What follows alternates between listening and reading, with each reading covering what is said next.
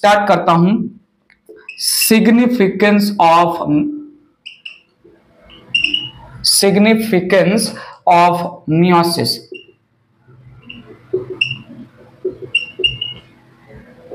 Significance of meiosis, सुनिएगा, समझिएगा, मैं कुछ बोलना चाहता हूं। पैराडॉक्स स्टेटमेंट, पैराडॉक्स स्टेटमेंट आपके सामने रख रहा हूं। पैराडॉक्स स्टेटमेंट जो सही है बट सही नहीं है, जो सही ना होते हुए भी सही है, जो सही होते हुए भी सही नहीं है। पैराडॉक्स स्टेटमेंट समझेंगे मैं क्या बोला, सुनिए। Meiosis it help in conservation of chromosome.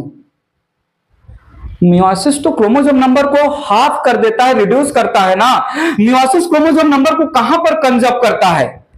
अब सुनिए, meiosis it is involve in restoring, meiosis it is involve in conservation of chromosome. आगे मैंने बोल दिया जनरेशन आफ्टर जनरेशन। ये पैराडॉक्स स्टेटमेंट है। पैराडॉक्स स्टेटमेंट क्या है? Though meiosis actually it is reductional division, but meiosis it is involve in restoring या conservation of genetic composition generation after generation. समझेंगे मैंने क्या बोला यहां पर। पहला जो है सिग्निफिकेंस लिया, meiosis restores, meiosis conserve, meiosis maintains number of chromosomes generation after generation. ये लाइन, ये स्टेटमेंट, ये वर्ड इंपॉर्टेंट है। Generation after generation, generation after generation. दो पर से पैराडॉक्सिकली ये एक ऐसा वर्ड यूज होता है। पर से paradoxically meiosis, though meiosis is actual reductional division. Though meiosis is actual reductional division that reduces number of chromosomes,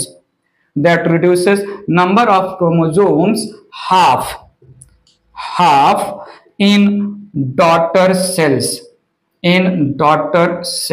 थोड़ा देखिएगा मैंने क्या बोला।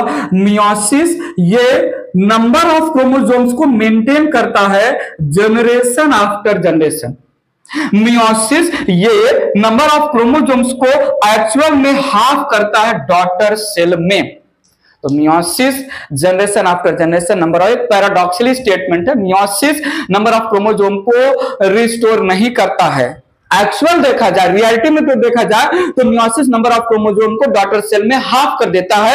ये बोलना कि मियोसिस नंबर ऑफ क्रोमोसोम को मेंटेन करता है, सिर्फ इतना मैं बोलूं कि मियोसिस नंबर ऑफ क्रोमोसोम को मेंटेन करता है, ये तो गलत हुआ ना। लेकिन जैसे मैंने बोला जनरेशन आफ्टर जनरेशन सही हो जाएगा। समझते हैं मैंने क्या बोला, इसको जो है एक एग्जांपल के थ्रू। पैराडॉक्सिकली स्टेटमेंट जो मैंने दिया तो समझिएगा। ह्यूमन में, need your full attention, human में 23 पेयर्स क्रोमोसोम होते हैं, 23 पेयर्ड क्रोमोसोम्स होते हैं। थोड़ा आइए समझिए, सुनिए, देखिए। मेल पेरेंट के पास होता है 22 pair autosome plus XY chromosome. और सुनिएगा, फीमेल पेरेंट के पास होता है 22 पेयर ऑटोजोम प्लस XX अलोजोम। अब मियोसिस होगा यहां पर, अगर अच्छा मेल पेरेंट के पास 22 पेयर प्लस XY क्रोमोसोम है तो क्या मैं बोलूं स्पर्म मदर सेल। गोनैड्स में स्पर्म मदर सेल होगा, यहां पर होगा oocyte या ovum mother cell female parent के पास। तो सुनिएगा, स्पर्म मदर सेल जब पेरेंट के पास 22 पेयर प्लस XY है तो यहां पर भी 22 पेयर प्लस XY होगा। जब 22 पेयर प्लस XX है तो यहां पर भी 22 पेयर ऑटोजोम प्लस XX अलोजोम होगा। थोड़ा सुनिएगा, यहां पर होगा मियोसिस, यहां पर होगा मियोसिस। जो है स्पर्म मदर सेल करेगा मियोसिस, ओवम मदर सेल करेगी मियोसिस, यहां पर बनेगा 4 जो है sperm mother cell, 4 sperm mother cell 22 plus X, 22 plus X, 22 plus Y, 22 plus Y। ठीक है, यहां पर मैं कॉमन ले रहा हूं पूरा स्टोरी। 4 हैप्लॉइड सेल बनेगा, जो है 4 हैप्लॉइड सेल में 2 जो है स्पर्म सेल के पास 22 प्लस X अनपेयर्ड क्रोमोसोम केवल 23, 50% स्पर्म सेल के पास 22 plus Y 23 unpaired chromosome. For convenience हम जो है केवल 2 ही रिप्रेजेंट कर रहे हैं। 50% स्पर्म सेल जो मियोसिस के बाद बनेंगे जो है वो 22 प्लस X होंगे। 50% sperm cell represent gametes, 50% sperm cells, और ये अनदर 50% स्पर्म सेल्स के पास होगा 22 plus Y 23 chromosome unpaired. Gametes हमेशा अनपेयर्ड होते हैं। यहां पर जब मियोसिस होगा तो all the ovum mother cell के पास 22 प्लस X क्रोमोसोम होगा। ओवम मदर सेल एक ही टाइप का ओवम मदर सेल बनता है फीमेल पेरेंट के थ्रू। 2 डिफरेंट टाइप का ओवम जो है स्पर्म बनेगा। एक ही टाइप का ओवम बनता है जो है फीमेल पेरेंट में, 2 टाइप का स्पर्म सेल बनता है मेल पेरेंट में। थोड़ा सुनिएगा, 22 प्लस X 22 प्लस X जब मिलेंगे तो वापस हो जाएगा 22 pair plus XX।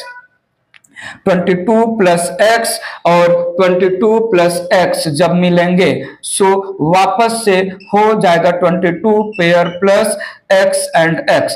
22 plus Y मिलेगा 22 प्लस X से, तो हो जाएगा 22 पेयर प्लस XY। 22 पेयर जो है प्लस Y मेल गैमेट मिलेगा, 22 प्लस X फीमेल गैमेट से फिर से हो जाएगा 22 pair plus XY।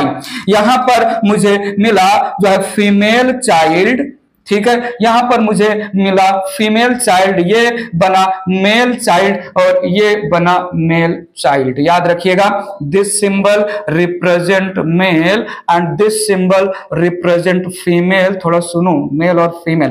Parent generation के पास 23 पेयर ऑफ क्रोमोसोम्स थे। पेरेंट जनरेशन के पास 23 पेयर्ड क्रोमोसोम से, पेयर्ड नहीं पेयर्स लिख देते हैं, 23 पेयर्स क्रोमोसोम थे मेल पेरेंट के पास, और फीमेल पेरेंट के पास भी 23 पेयर्स क्रोमोसोम थे। 23 पेयर्स में 22 पेयर्स ऑटोसोम थे, X and Y sex chromosome थे।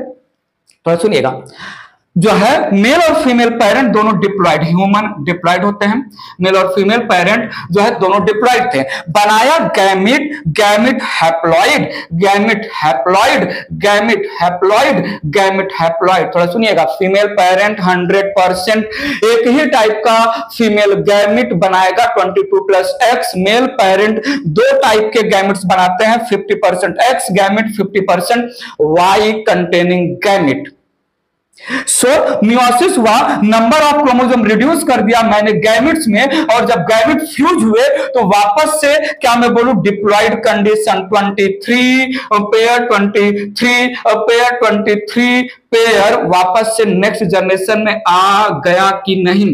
सो अगर मैं स्पर्म मदर सेल में माइटोसिस किया होता तो स्पर्म मदर सेल के पास जितना क्रोमोसोम है उतना गैमेट के पास भी जाता due to equational division.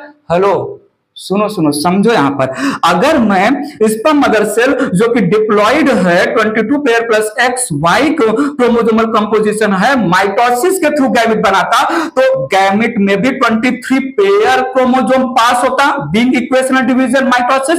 Male gamete मिलता मुझे 23 पेयर वाला, फीमेल गैमिट मिलता मुझे 23 पेयर वाली, मेल गैमिट होता डिप्लॉइड, फीमेल गैमिट होती diploid, diploid gamete mail, diploid gamete female fuse होते तो बच्चा तो टेट्राप्लॉइड 4n हो जाता ना, नंबर ऑफ क्रोमोसोम इंक्रीज हो जाता, और increased number of chromosome size of nucleus को इंक्रीज कर देता, सर्वाइवल ना के बराबर, सर्वाइव हो ही नहीं सकता जो है नंबर ऑफ क्रोमोसोम अगर नेक्स्ट जनरेशन के प्रोजेनी में इंक्रीज हुआ। आई नीड योर अटेंशन, ये मियोसिस ही है, ये मियोसिस ही है जो प्री एग्जिस्टिंग जनरेशन में गैमिट बनाने वाले सेल में हुआ, जिसकी वजह से जो गैमिट बने उनके पास half the number of chromosome आया, और जब गैमिट फ्यूज हुए तो नेक्स्ट जनरेशन में वापस से नंबर ऑफ क्रोमोसोम रिस्टोर हो गया, कंजर्व हो गया। पॉइंट समझ में आ रहा है? Diploid male parent, diploid female parent, meiosis किया तो haploid male gamete, haploid female gamete, fuse हुआ तो नेक्स्ट जनरेशन में रिस्टोर हो गया ना क्रोमोसोम का number diploid, diploid male parent, diploid female parent, mitosis किए होते तो diploid male gamete, diploid female gamete बनता, फ्यूज हुए होते तो नंबर ऑफ क्रोमोसोम इंक्रीज हो जाता। तो इसलिए पैराडॉक्सिकली मैंने बोला एक तरफ से मियोसिस, एक तरफ से मियोसिस तो actual number of chromosome reduce कर रहा है डॉटर सेल में या गैमेट्स में, लेकिन दूसरी तरफ से जो है मियोसिस की वजह से ही नेक्स्ट जनरेशन के प्रोजेनी में नंबर ऑफ क्रोमोसोम मेंटेन हुआ, रिस्टोर हुआ, कंजर्व हुआ। बात समझा? तो meiosis it is involve in restoring of number of chromosome generation after generation, and this statement it is against the coming statement जो मैं बोल रहा हूं, meiosis is actual reductional division that reduces half the number of chromosome in the daughter cell। यहां पर daughter cell, वहां पर generation after generation। ये था पहला significance। दूसरा लिखते हैं इरेज करके, ठीक है? जो है पॉइंट जो मैंने मेंशन किया उसी से रिलेटेड एक पॉइंट और मेंशन कर लेते हैं। In sexually reproducing organism, in sexually reproducing organism, sexually reproducing diploid organism, in sexually reproducing diploid organism meiosis brings haploid generation in the form of gamete, and fertilization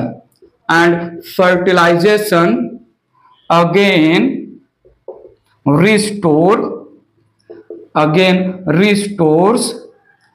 the diploid condition। Point समझो? Same जो है जो इसके पहले बोला वो वही था। सेकंड जो है सिग्निफिकेंस ले सकते हैं, meiosis brings about genetic variation among the progeny of same parent and it also help in evolution of the organism. ठीक है? सो मैंने बोला मियोसिस ब्रिंग्स अबाउट या कॉजेज, मियोसिस ब्रिंग्स अबाउट या causes genetic variation among progenies of same parent, या among members of same species, and also helps in evolution due to genetic variation, evolution होता है। ये आपको जो है 12th में समझ में आ जाएगा, ठीक है। मियोसिस अगर जो है अच्छे से नहीं हुआ तो मियोसिस की वजह से बहुत सारे जेनेटिक डिसऑर्डर भी आते हैं। ये जो है हम जो है डीएनए आरएनए वाले चैप्टर आएंगे, मॉलिक्यूलर बेसिस ऑफ इनहेरिटेंस, वहां पर हम जेनेटिक डिसऑर्डर इवन मेंडल के लैंग्वेज में, इवन जूलॉजी में हेल्थ एंड डिजीज के लैंग्वेज में भी सुन लेंगे। मेरे माइंड में एक मुझे बात याद आ गया, बहुत important point in of phase 1, segregation, separation, assortment of homologous chromosome in the each chromosome having two sister chromatin process को बोलते हैं disjunction। काइंडली मेंशन करिएगा वहां पर इरेज करके। सिग्निफिकेंस ऑफ मियोसिस हो गया, इरेज करता हूं मैं। बहुत इंपॉर्टेंट पॉइंट मैं एन ऑफ फेज 1 में बोलना भूल गया था, प्लीज। बहुत इंपॉर्टेंट पॉइंट है ये, ठीक है, बहुत ही ज्यादा इंपॉर्टेंट पॉइंट है। With reference to anaphase 1, with reference to anaphase 1, थोड़ा सुनिएगा। सेग्रीगेशन या separation of homologous chromosomes, homologous chromosomes each with each chromosome with its both sister chromatids, segregation या separation of homologous chromosome towards respective poles। बहुत important line था, मुझे इन phase 1 के story में ही mention करना था, भूल गया, याद आ गया, यहां पर मेंशन कर रहा हूं। कॉल्ड डिसजंक्शन, बहुत इंपॉर्टेंट पॉइंट था, ठीक है। सो इन फेज 1 में जो क्रोमोसोम्स दो सिस्टर क्रोमैटिड्स के फॉर्म में पुल हो रहे थे, pulling of homologous chromosome in the form of two sister chromatids towards respective poles, इसी प्रोसेस को हमने नाम दिया है डिसजंक्शन।